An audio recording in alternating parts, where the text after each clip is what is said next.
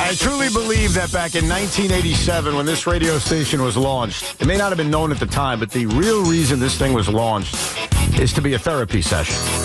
The real reason for The Fan is to talk to the people after they're dealing with bad losses.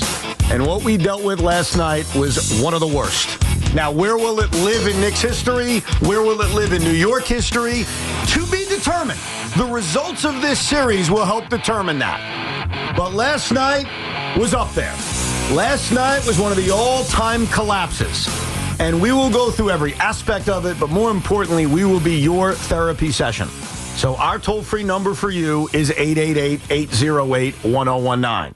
But Tiki Barber, I ask you, when you look at how this went down, why this went down, 14-point lead with 2.5 minutes to go, a 9-point lead with 50 seconds to go, an 8-point lead with 41 seconds to go, however the heck you want to define it, a 4-point lead in overtime.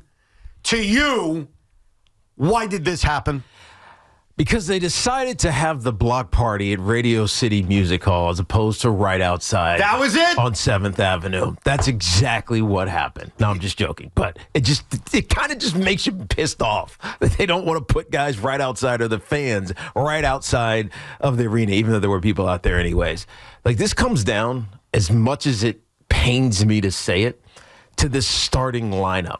And what do I mean by that? I mean by the -7 net rating that this starting offense and defense has for the Knicks.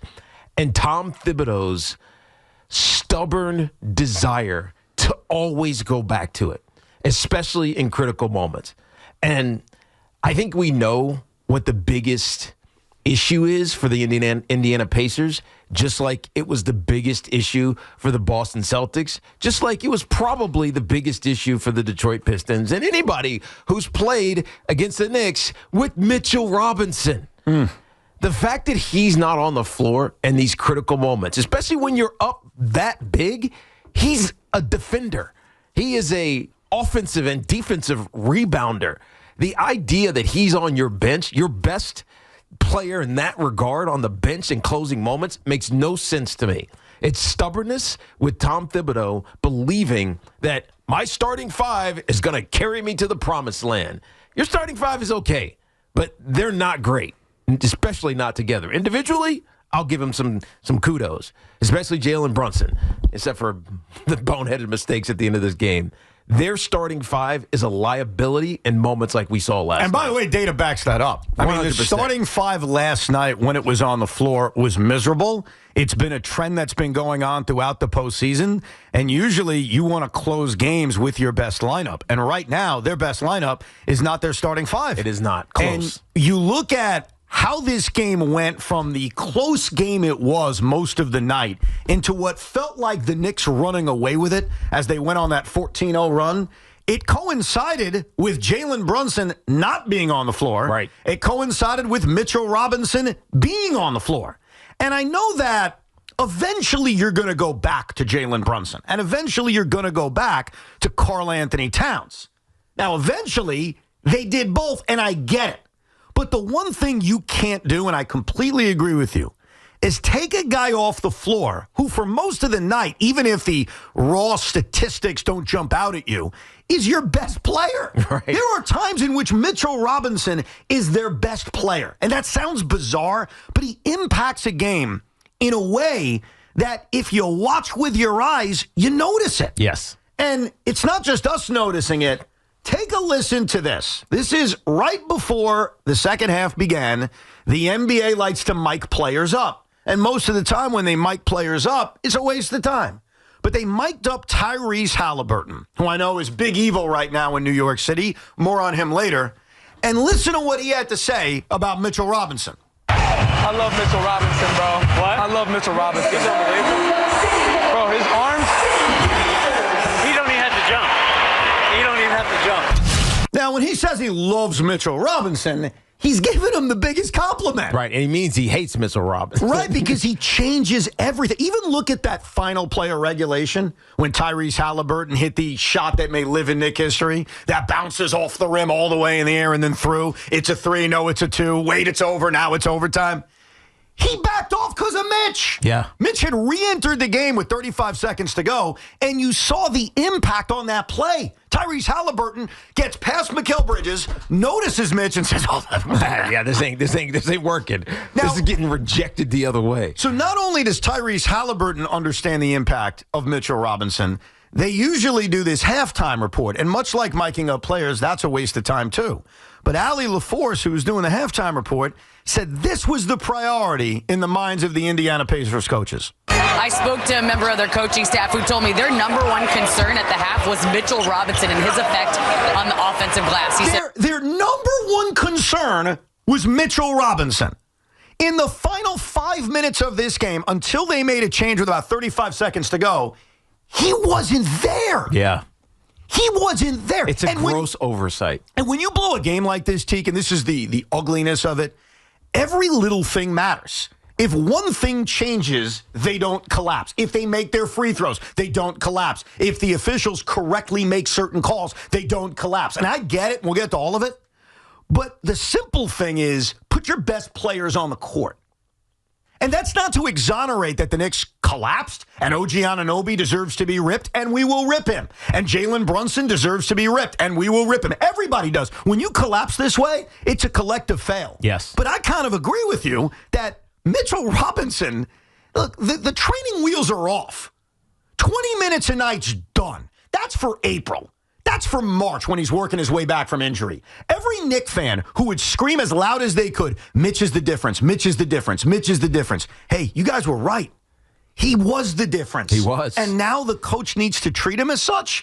And I agree with you. You say the starting five. To me, more than anything, it's Mitchell Robinson needs to be on the floor in the most important parts of a game. Right, and it's hard because it means you're taking, most likely, Karl Anthony Towns, off the floor.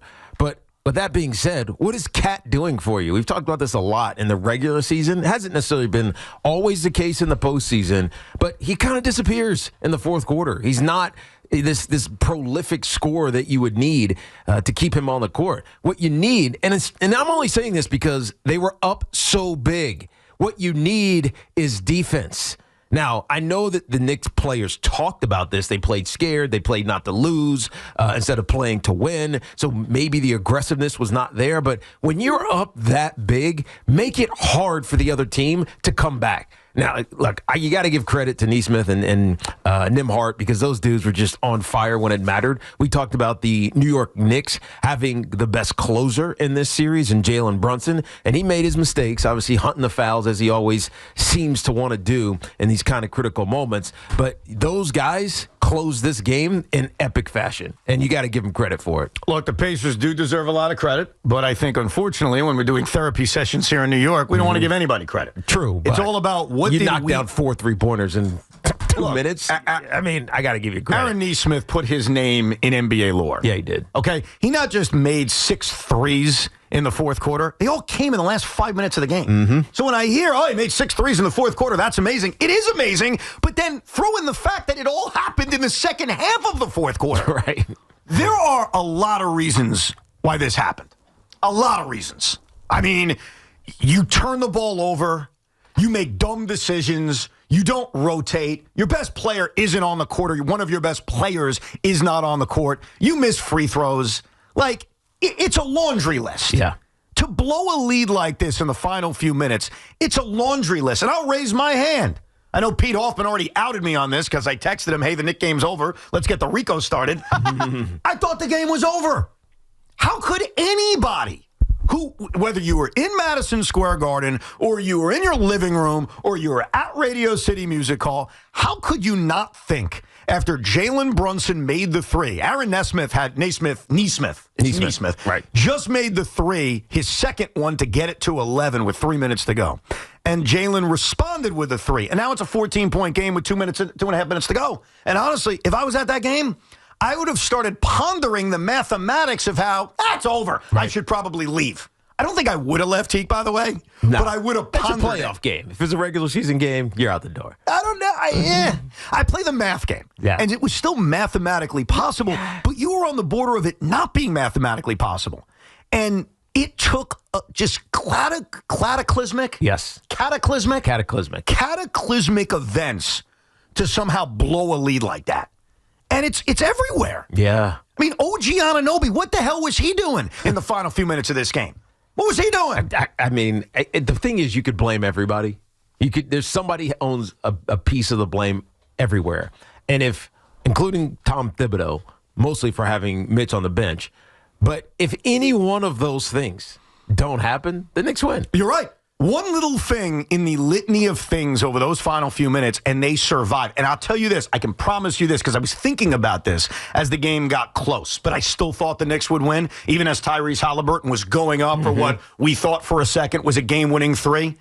I kept thinking to myself, boy, Knick fans are going to be depressed tomorrow, and I'm going to have to be the voice of reason to remind them that it doesn't matter how ugly it is. It doesn't matter how pretty it is. Wins all count the same. Yeah. Now, the problem is vice versa also works, and we learned this from the Celtics series.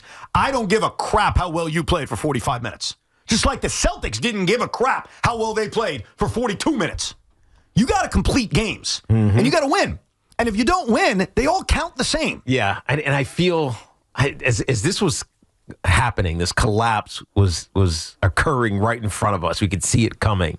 And they were playing not to win. They were playing soft and without an urgency. All the things that we would talk about they would start games with, they're now ending this game with. And it felt like, man, I wish they hadn't blown out the Celtics in Game 6. Why do you say that? Because they cruised into the Eastern Conference Finals. It wasn't hard for them. They were up by 40, basically. In the final game, it wasn't hard for them. That's what I mean. Yeah. In the final game. I'm saying I wish that last game, they had to earn it. And they didn't. And for some reason, they felt like closing with a lead was just a fait accompli. And it's not. Especially against this Indiana Pacers team, who we've seen do this multiple times. This is the third time they have pulled off, not a comeback, right? Because comebacks wouldn't give it justice. 3 games that you have no business winning. Yeah, the Pacers. The Pacers. 100%. Game 5 against Milwaukee, a game against Cleveland, and obviously this. We're talking about being down by 7 or 8 with less than a minute to go. Like mathematics make it almost impossible for you to come back. Right. And they've done it 3 times. Go stand in the corner. Take the foul. Make a free throw. Game is over. Yes. That's what this should have happened. This is how it should have gone down. Play smart basketball. Make your free throws. Don't turn the ball over, and you will win the game. You will win the game. You will find a way not to collapse. I think what's concerning, besides a loss, because it is a loss, and all losses count the same, and all wins count the same, like I said, is this is another example, and they've done this throughout the playoffs, though they've overcome it, where they just don't show that killer instinct. No. We talked about that going into Game 5 against Boston. Will they have that killer instinct to put them away? Game 5 against Detroit. Will they have that killer instinct to put them away? Now, the good news is they eventually did put the Pistons away. Right, and the good news is this is only Game 1. Right. And for a lot of this game, you led. Unlike in the Boston series where you trailed for 80%, 85% of the minutes played, they led for most of this game. They had control of a lot of this. I know it was tight, but they had control over this. But that does you no good now. It's like leading. It's like trailing the Boston for the first 2 games. It doesn't do you any good. But at least it tells you that it felt like the Boston Celtics were in a different class. The Knicks just found ways to overcome it in the third quarters, and they stormed back from big leads, and then they took a 3-1 lead, and they hung on, and they won it in 6, right? Mm-hmm. It felt like they were overmatched, but the Celtics were flawed in moments, and they took advantage of it. This feels like the Knicks are as good or better than the Indiana Pacers, and they can and should win this series, but they can't be stupid. And too much of that fourth quarter was just stupid, including our king, including Jalen Brunson, trying to get fouled as opposed to trying to do the smart thing, try to do the finisher thing, the thing that has made him this revered and king of New York in a lot of people's estimations is just being clutch. He wasn't clutch. You know what the biggest issue with Jalen Brunson was? What's that? And that's fair, but it's not my biggest issue. My biggest issue with Jalen Brunson, and it will be the undoing of the New York Knicks if this crap continues. And I don't want to hear about the officials. We'll talk about the officials, but things can't just be blamed upon them. No. You can't commit dumb fouls. You can't commit that foul on T.J. McConnell, because here's what happens. Here's the reality with our king. And he still is the king, Sean, so shut your mouth. I'm quiet. He's not a good defensive player. We all know this. Like, the difference between him being a superstar and a megastar is certain guys are two-way. Jaylen Brown is a two-way star. Right. Jalen Brunson isn't. We all know that. This is not controversial. When you have committed 4 fouls or 5 fouls, and we saw this in Game 5 against Boston, and we saw this last night, they're not just going to hunt you because you're a bad defensive player. They're going to hunt you because you're a bad defensive player who won't even try to defend because you don't want to commit a 6th foul. Right. And so what the Pacers did, rightfully so, is not only did they hunt him all night because he's not a good defender, once he had 5 fouls on him, bro, just put me out there. And so what Jalen Brunson needs to do more than anything else is we accept you're not a good defensive player. We've accepted that. We barely talk about it. You cannot commit dumb fouls. You can't. You can't let that happen.